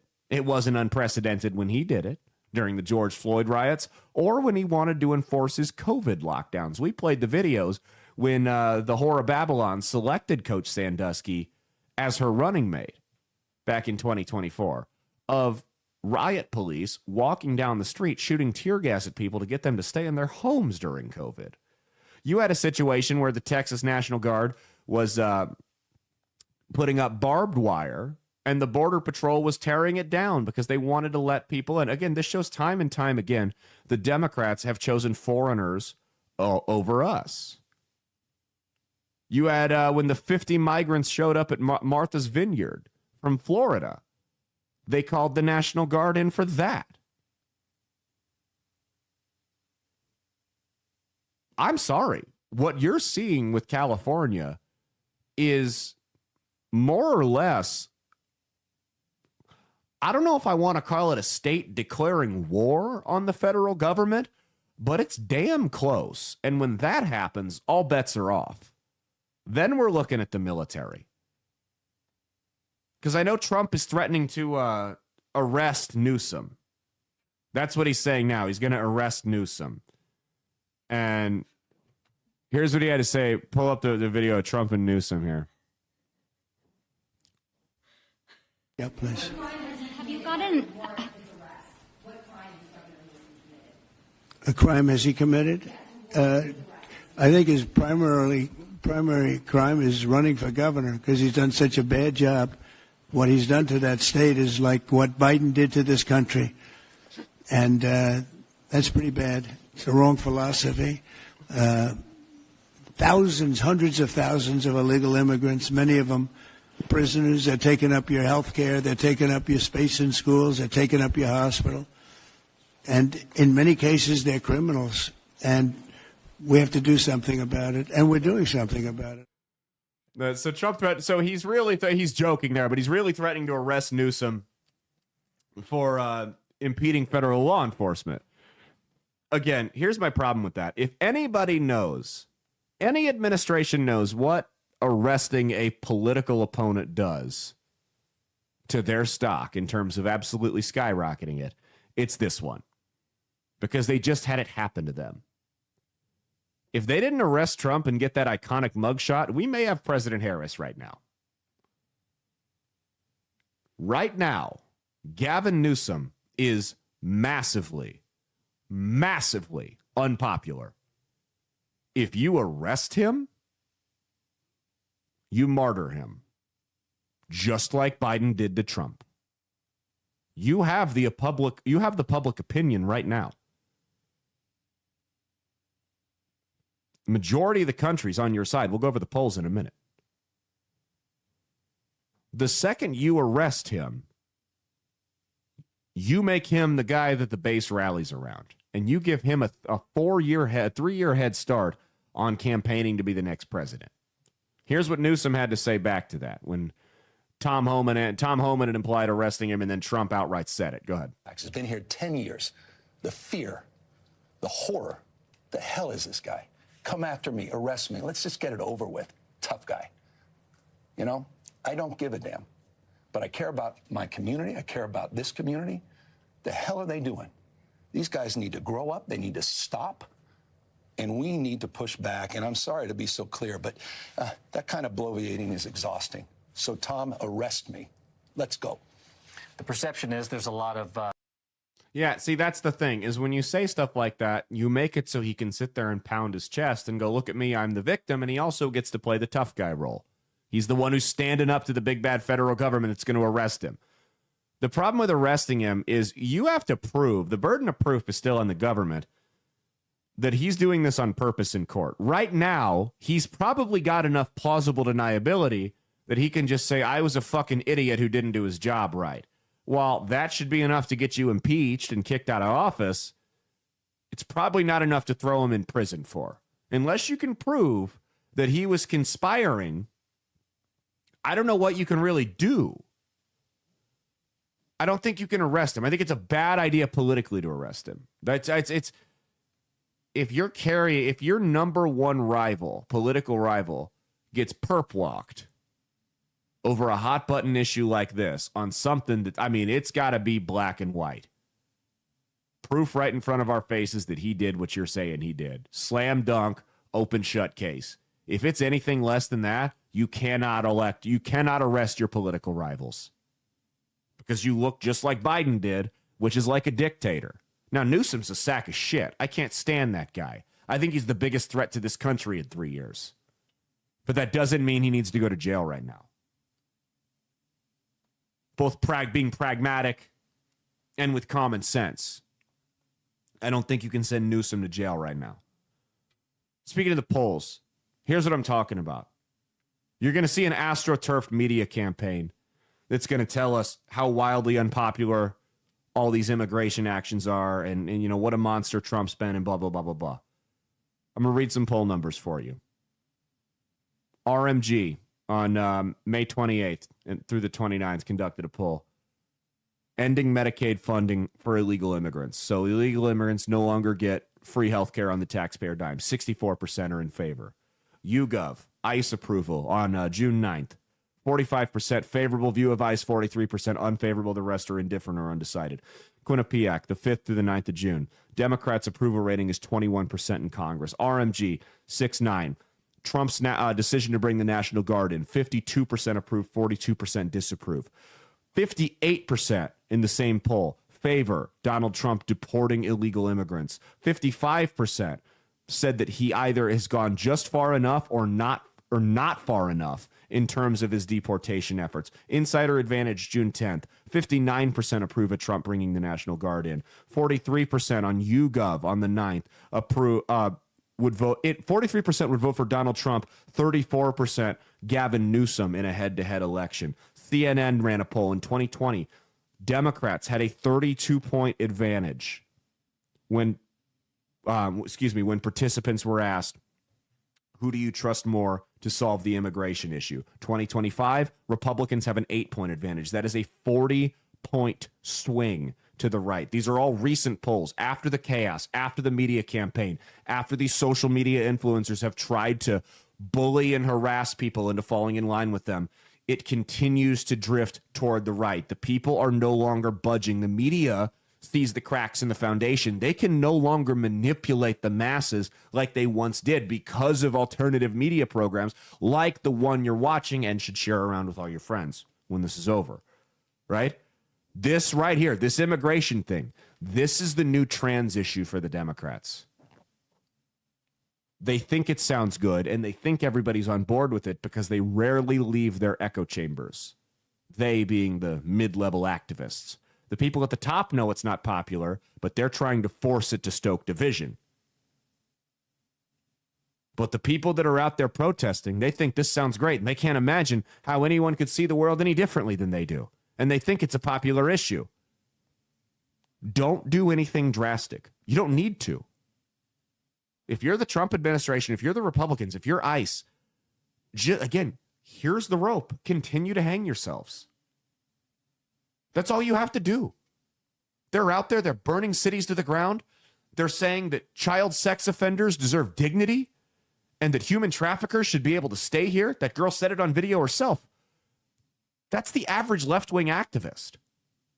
These people are unhinged, and everyone's seeing it in real time. Now, people may disagree with some of the methods that ICE have used, some of the methods that Trump has used. I might fall into that camp on specific issues. But the issue as a whole is a winning one for Republicans, and it is time and time again. And people are done buying the bullshit. So the media's panicking.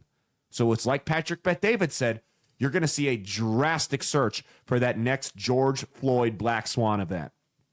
Okay.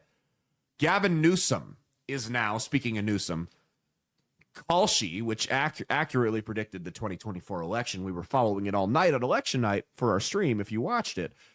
Now has him as the odds-on favorite to be the Democrats' nominee. Gavin Newsom, make no mistake, has been a disaster. Not just in this situation, but a disaster. This guy is building his brand right now on mismanaging crises. You had the wildfires in California where he made an absolute ass out of himself. Remember, we played the videos of him.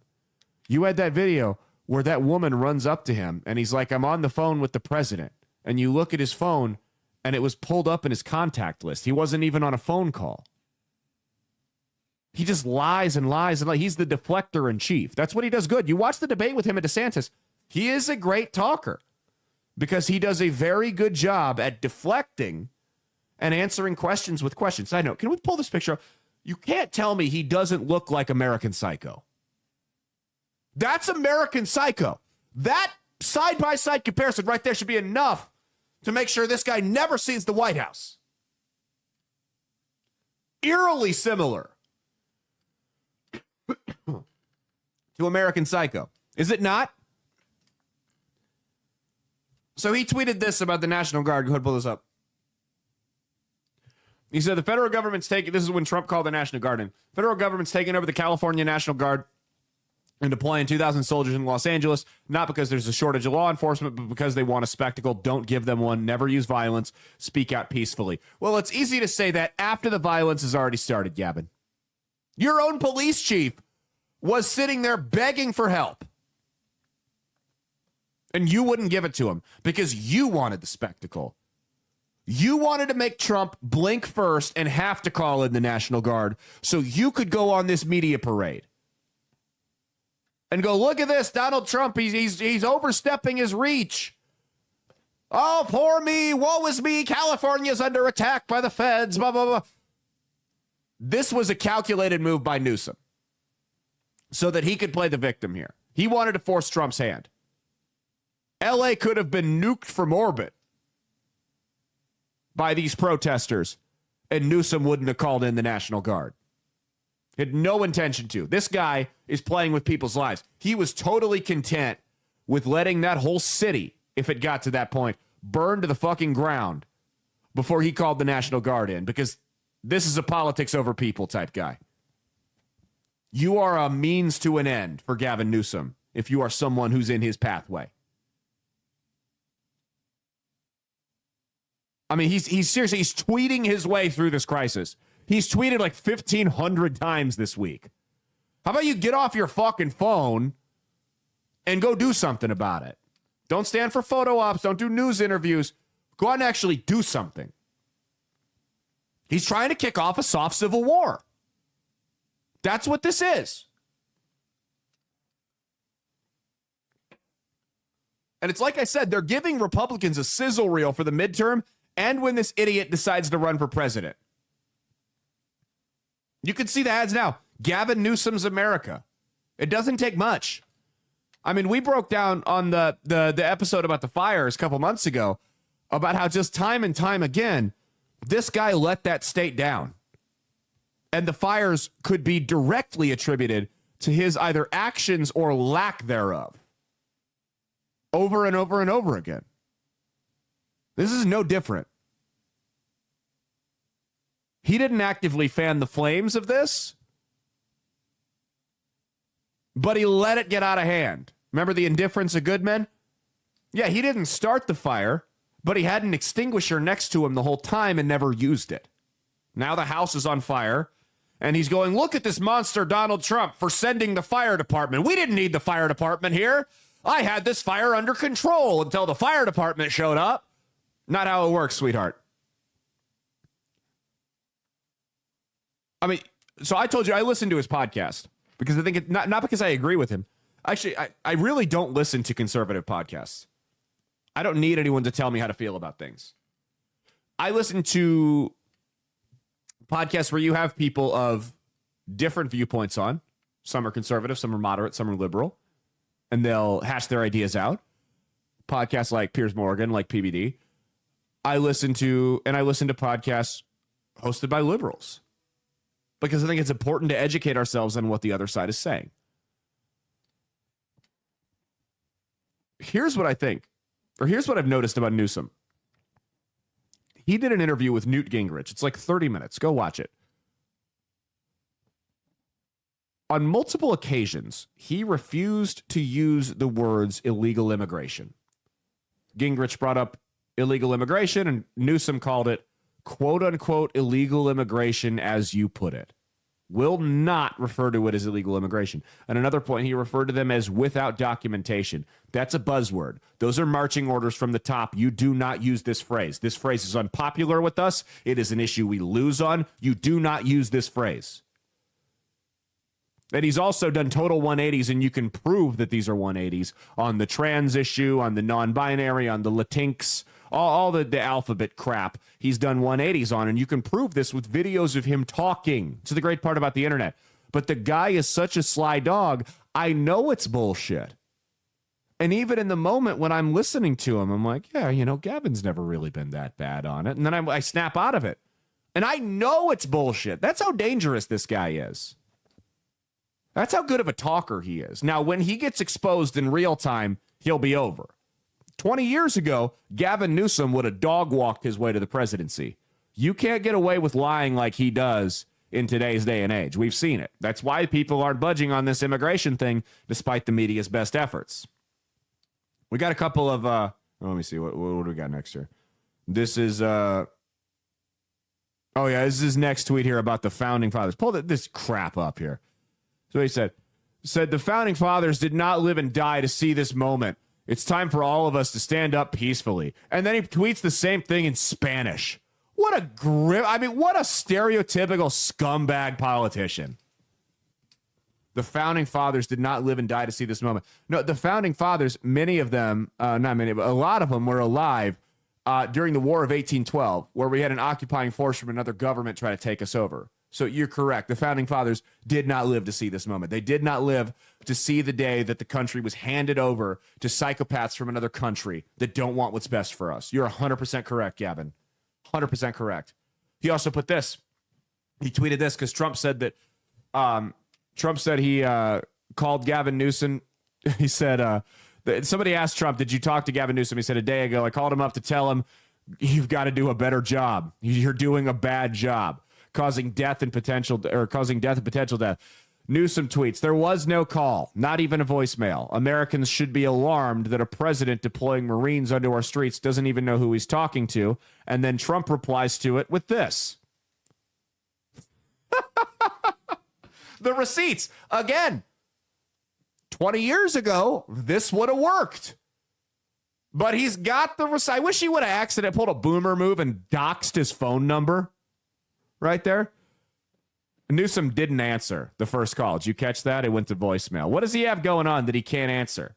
He was too busy tweeting. He was typing out another fiery tweet to hope to go viral to promote his podcast, right? So he got caught in another lie, and they provided receipts. Newsom didn't, here's how I know that's a real screenshot. Because Newsom didn't go, oh, this is fake. You didn't do that. Why don't you release the phone records that show you called me? Because he actually called him. Newsom thinks it's 1999 and you can lie to people about things and people can't provide immediate receipts in real time. It's why he will not be president. Here's what Sean Hannity tweeted at him. This is what I'm talking about, deflector in chief. Hannity asked him a series of questions. Gavin Newsom, it's time for answers. Number one, if people don't follow federal immigration laws, are they by definition an illegal immigrant? Number two, did Joe Biden make a mistake by allowing 10 to 20 million illegal immigrants into the country? Number three, do you believe the country should deport all illegals? Number four, why have you supported illegal aliens by supporting sanctuary state and city policies in California? Number five, illegal immigrants have murdered, raped, and committed other violent crimes versus American citizens. Are Joe and Kamala responsible for this? Do they have blood on their hands? Number six, and for the record, when did you recognize Joe Biden's significant mental decline? Here's what Newsom replies to this. Here's my question to you, Sean. Will you continue to parrot the talking points of a president that's now threatening to arrest a governor? Will you stand by his dictatorial threats and continue to churn out his propaganda? The time to defend our democracy is now. Do the right thing, Sean. So that's deflector in chief. Those are legitimate questions. Hannity's a reporter. He's a TV personality. He's asking questions. That's what you do. He's interviewed Newsom before. And Newsom immediately flips the script on him, refuses to answer. Deflector in chief. The guy. Here's how you know Gavin Newsom's lying. His mouth is moving. If Gavin Newsom's breathing, he's lying. That's all you need to know. Well, someone else did get involved in this, Mia. Right when she's like a cockroach, right when you thought she's gone, she comes firing back. It's Kamala Harris got involved. She released a statement on this. Go pull this up here. Kamala Harris came out and she said, pull it up. It says, Los Angeles is my home. Should I read this like a drunk wine ant? And like so many Americans, I'm appalled at what we're witnessing on the streets of our city. Deploying the National Guard is a dangerous escalation meant to provoke chaos. In addition to the recent ICE raids in Southern California and across our nation, it is part of the Trump administration's cruel, calculated agenda to spread panic and division. The administration's actions are not about public safety. They're about stoking fear. Fear of a community demanding dignity and due process. Protest is a powerful tool essential in the fight for justice. And as the LAPD mayor and governor have noted, demonstrations in defense of our immigrant neighbors have been overwhelmingly peaceful. Overwhelmingly peaceful. Other than the videos we showed you earlier on in the show, they were peaceful.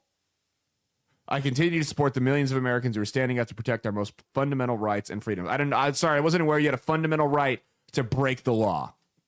That's news to me. Didn't know. Sorry. Here's why she can sit here and say this. Even if her administration deported more people than Trump did, she wouldn't have had to worry about this because she's in on the take. The powers that be would not have allowed these protests to happen. That's all there is to it. They would not have let this happen. There might have been protests here and there. The paid agitators would not have come in as long as she was willing to play ball. And that's the problem here. Now, here's where this has gone like haywire, this whole thing. This is the president of the Senate in Mexico talking about LA, because there's been this weird sentiment, and we'll talk about it in a little bit here. Go ahead. Yo estuve en la Torre Trump cuando decía el presidente electo Donald Trump estaba 16 días de tomar protesta por primera vez como presidente, asumir el cargo. Y yo dije, si hacemos el muro, sí lo pagamos, pero lo hacemos con el mapa de México en 1830. Este es lo que era Estados Unidos en 1830. Y esto era parte de México, no era todo México. Si ustedes pueden ver,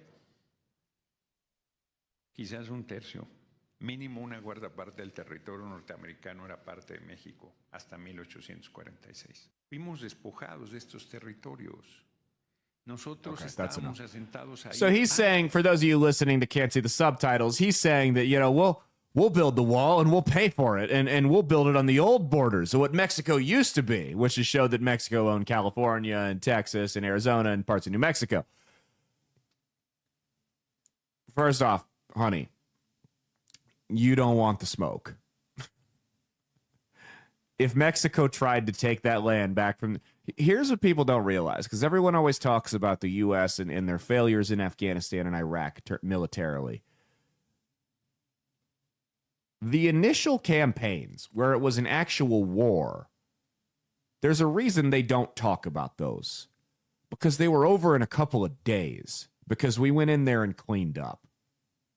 The failures militarily came from our attempt at nation building and colonialism. That's where the problems came from, was we tried to stay there and make our military be police.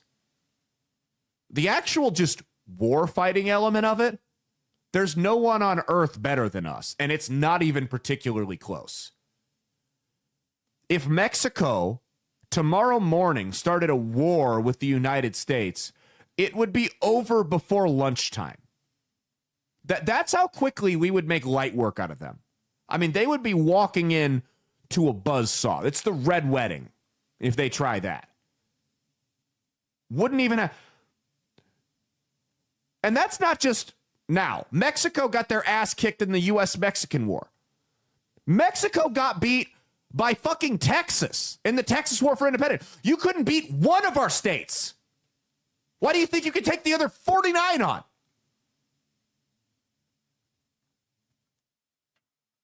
Here's my other question. Mexico knows this. They know they wouldn't stand a chance in a war against the U.S. Why don't you guys want these people back? If they're such a benefit to our society, why won't you take them back? Why are you willing to get your ass handed to you in a war to keep them out of your country? If they're such a benefit to us, you should welcome them back with open arms. I mean, could you imagine if we did this in Mexico? If I showed up in Mexico, waving an American flag, burning Mexican flags, torching cities, blowing up cars, assaulting police officers, I wouldn't get arrested. They wouldn't call in the National Guard with batons. They would just shoot me. And I would probably have it. No, I would have it coming. Now let's talk about his claim to their land, okay? Pull the map up here. This is the map they're showing from the 1830s. And he claimed it was stolen from them. Stolen from them. Well, that's a little bit of an embellishment. So here's the reality. Mexico had California as a territory for 27 years. You can take that down. 27 years, California was a part of Mexico. And they're claiming that because they had it for that 27 years, that they have a claim to it. Well, I'm 29. I've been in Nebraska 29 years. By that logic, I've got more of a claim to Nebraska than Mexico does to California. If that's the ass backward logic that we want to do here. Mexico had that land less time than the Spanish, far less than the United States, and even less than the native tribes that they took that land from. Also, don't you love how the land, it's totally changed, Mia. The natives no longer have right to the land. Now it's the Mexicans because they had it for like a cup of coffee. The Mexicans own the land. Here's what they won't tell you. there was a war, and you don't hear about this in history because we beat their asses, called the U.S.-Mexican War. Texas had seceded from Mexico, wanted to join the Union, and there was a little bit of territory that was disputed amongst the United States and Mexico. Both sides thought they had a claim to it. It was on the border of Texas and Mexico. So the president at the time of the United States said, this is our fucking land. I'm sending our troops down there to lay claim to it. There was no one there. So he sent his troops down there, set up shop. This is ours now. Don't try it, Mexico. Mexico caught word of this, sent their troops, and they opened fire on the American troops. And then the Americans proceeded to beat the ever-loving piss out of them. So that's how that got started. That wasn't American aggression. It was a territory dispute, which happens throughout history. Mexico started it, and we cleaned up. So the U.S. and Mexico signed a treaty in 1848 called the Treaty of Guadalupe Hidalgo, which marked the end of the hostilities. Now, part of this treaty, Mexico gave up a bunch of land to the U.S. because Mexico owed a bunch of debt for the war. And the U.S. was like, we can either bankrupt you and constantly spend all this time chasing this money, or you can give us these territories that you don't really use anyways. And Mexico said, you know what? That's a fair deal. Then in 1854, we made a purchase called the Gadsden Purchase for $10 million, which is a lot of money back then. And we bought even more Mexican territory. So this idea that it was stolen from them, no, sweetheart, you guys can't just keep saying land was stolen from you. So that's why it's yours. You lost it. It's like you basically lost it in a poker game. If I throw my car keys on the table in a poker game and I lose, first off, my wife's going to kill me, but it's not my car anymore. You gave it up to pay off your debt. And then you sold the rest of it to us. This is like if the previous owner of my house came in the back door. Previous owner of my house is gay. I don't want to say he came in the back door. It's like if the previous owner of my house snuck in through the garage door while I wasn't home. I come home. He's sitting here propped up with his feet on the table watching the TV. I go, whoa, what the hell are you doing here? And he's like, well, this is my house. Like, no, it's not. You sold it to me. My name's on the deed. You're not on this house anymore. You don't own it. Well, I lived here for 6 years before you. This is mine. This is the logic they're using. The funny thing is I can actually see that happening. I could too. It's not out of the question. That's the retarded logic here. Mexico's claiming they have a right to the land because they had it for a short period of time, and we just got to give it back. That's it. We just got to give it back. Not how it works. Not how the game is played. You sell something, you can't be... Mia, I apologize for the racism. You can't be an Indian giver. You can't just do it. Here's what we'll end this on. My favorite tweet that's been going around, and I see it over and over and over and over again, is that because of these ICE raids and because of the opinions we're seeing from people, a lot of liberals are now saying, now we know who would have snitched on Anne Frank back in the 40s.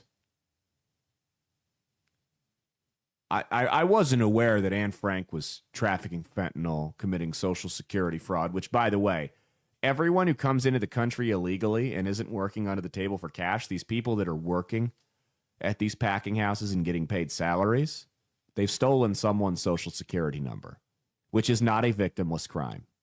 If you steal a Social Security number, that crime inherently has a victim.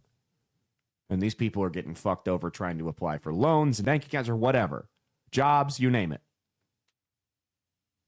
So that is against the law. Anne Frank didn't steal anyone's Social Security number to my knowledge. Maybe she did. Do you think Anne Frank might have been involved in the bank fraud game behind the scenes? Anne Frank never even graduated high school. Yep, that's a good New Girl quote from Schmidt. Lots of successful people never graduated high school, including Anne Frank. You know, I just find it very rich, this Anne Frank comparison, coming from the people who not even 5 years ago were calling 911 on their neighbors for having Memorial Day barbecues. The people who were reporting bars if someone was there without a mask and the bar owner didn't immediately stop all business to either force this guy to mask up or shut the place down. I mean, the hypocrisy. And none of them are willing to admit they got that wrong. The way they acted like little snitches during COVID.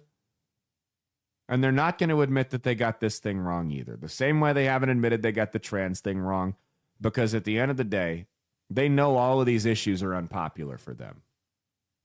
But you bet your fucking ass they do them all again in a heartbeat. There is a difference between changing your opinion because you've been presented with new information and realizing that your old view may have been misguided, and shutting up about that issue because it's no longer popular. In a couple of weeks, they're going to look at these poll numbers, they're going to look at the national climate, and they're going to stop talking about the immigration thing. And they won't be doing it because they're having a change of heart. That's what you have to realize.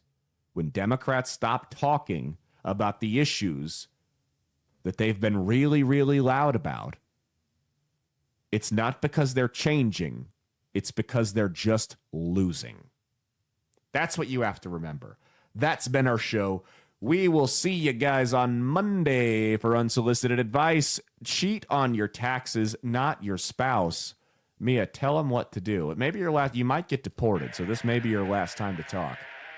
Stay based. Stay based.